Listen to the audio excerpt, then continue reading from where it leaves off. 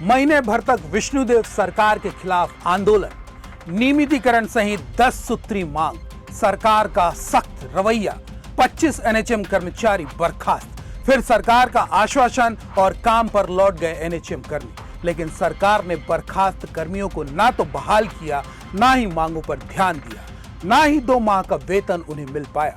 नमस्कार, सीजीएनएन लाइव में आपका स्वागत है। मैं हूं आपके साथ अभिषेक दुबे। स्वास्थ्य सेवाओं की रीढ़ कहलाने वाले एनएचएम कर्मचारी राज्य के अस्पतालों में सेवा बहाल कर चुके हैं। वे नियमित तौर पर प्रदेश के बीमार लोगों की सेवा कर रहे हैं, इस आस में कि सरकार उनकी मांगों को पूरा करेगी। पर दूसरी तरफ वे खुद को ठगा सा भी महसूस करने लगे हैं, जिसकी वजह से उनका गुस्सा एक बार फिर उबाल मारने लगा है। आखिर क्या है वजह? क्या एक बार फिर प्रदेश में एनएचएम कर्मचारी आंदोलन करने मजबूर होंगे? क्या सरकार का आश्वासन खोखला साबित हो जाएगा? क्या सोच रहे हैं एनएचएम कर्मचारी? जानिए इस वीडियो के माध्यम से। छत्तीसगढ़ में एनएचएम कर्मचारियों ने अपनी 10 सूत्री मांगों को लेकर 18 अगस्त से धरना प्रदर्शन शुरू किया था। नियमितीकरण सहित तमाम मांगों को लेकर उन्होंने सत्ताधीशों के चौखट बार बार चढ़े।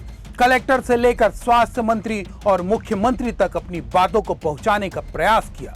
आखिरकार सरकार से मिले मौखिक आश्वासन पर 22 सितंबर को उन्होंने आंदोलन समाप्त कर दिया और 23 सितंबर से काम पर लौट आए। विष्णुदेव सरकार ने एनएचएम कर्मियों को मौखिक आश्वासन दिया था कि नियमितीकरण को छोड़कर अन्य मांगों पर राज्य सरकार जल्द फैसला लेगी। साथ ही यह भी माना था कि शामिल 5 मांगों को सरकार अपने ही स्तर पर पूरा कर देगी, जिसमें बर्खास्त 25 कर्मचारियों की बहाली का मसला भी शामिल था। सरकार ने 22 सितंबर को आश्वासन देकर 23 सितंबर से कर्मचारियों को काम पर लौटने के लिए मना लिया, पर सप्ताह बीतने के बावजूद ना तो मांगों पर चर्चा की गई है और ना ही बर्खास्त कर्मचारियों की बहाली के संदर्भ में किसी तरह का निर्णय लिया गया है। बता दें कि छत्तीसगढ़ के 33 जिलों में 16,000 से ज्यादा एनएचएम कर्मी सेवारत हैं, जिन्होंने एक बार 18 अगस्त से आंदोलन शुरू किया तो प्रदेश की स्वास्थ्य व्यवस्था ही चरमरा गई।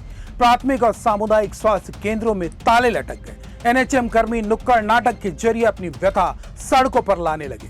सरकार के खिलाफ ही सही, पर मनाने में कोई कसर नहीं छोड़ा तो सरकार के मौखिक आश्वासन पर वे काम पर लौटने में भी सहमत हो गए। लेकिन सरकार की तरफ से अभी तक सकारात्मक रवैया नजर नहीं आया है, जिसकी वजह से एनएचएम कर्मियों में खौफ भी है तो उनका गुस्सा एक बार फिर उबाल मारने लगा है। क्या कहते हैं इस विषय पर एनएचएम प्रांताध्यक्ष श्याम मोहन दुबे, वह आपको सुनाते हैं। देखिए, पहली बात तो ये है कि जब सरकार शासन में आई थी तो एक मैनिफेस्टो जारी किया था, जिसमें 100 दिवस के भीतर वो कमेटी बना करके समस्त संविदा अनियमित दैनिक वेतनभोगी के लिए अच्छे कार्य करने की बात कही थी। ये कमेटी तो पता नहीं बनी कि नहीं बनी, पर अभी तक कुछ उसका निर्णय नहीं लिया गया। हम इसी को देखते हुए 1 मई को आंदोलन करना चाहा, परंतु माननीय स्वास्थ्य सचिव महोदय के द्वारा आश्वासन दिलाने पर हम लोगों ने ये स्थगित किया। फिर हम लोगों ने 2 दिवस के लिए ध्यान आकर्षण का किया आंदोलन। उसके बाद भी सरकार के नहीं किए जाने पर हम लोगों ने 18 तारीख से अनिश्चितकालीन हड़ताल पे आए थे, जो 22 सितंबर तक चला। और सरकार ने फिर से एक बार आश्वासन दिया है, जिसमें उन्होंने कहा है कि अब हमारी बातों पे पूर्ण रूपेण अविश्वास कर सकते हैं और जल्द ही आपको नतीजा मिलेगा। परंतु आज 10 दिन बीत गए, न हमारे बर्खास्त साथियों का बहाली हुआ है, न ही कोई एक भी आदेश जारी हुआ है। 5% तो बहुत दूर की बात है। तो ऐसे में सभी 16,000 जो स्वास्थ्य संविदा कर्मचारी हैं प्रदेश भर के, वो ही नहीं बल्कि उनके परिवार के सभी मायूस हैं और सरकार के प्रति जो अविश्वास है वो कहीं न कहीं यहाँ पे देखने को मिलता है। कल कैबिनेट का बैठक है, जैसा माननीय मुख्यमंत्री महोदय ने कहा था कि इस बैठक में बहाली करेंगे।